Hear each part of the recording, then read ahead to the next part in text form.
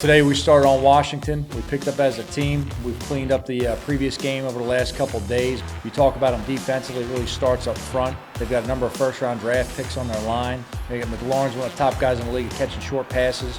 This is an explosive team. There's a tremendous amount of talent on it, and we have to make sure that we're prepared this week. I feel like we are improving as a team. We've taken steps. I think, as an offense, some of our best football has been in these last 2 games. So, the challenge is to keep building. Got to find a way to make a few more plays and convert some more opportunities, but that's the challenge, and I think, we are taking a step in the right direction. We just got to finish games.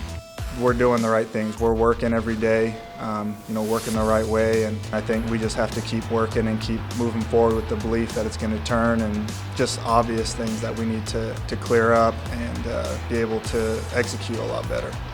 Every year is a new year. Every game is a new game, even if it's the same team. You're not playing the exact same team every week. It's going to change, anything can come out the next week and win. So we're not taking anything from the past into consideration. Every game's a new game. We just got to come out and play and win.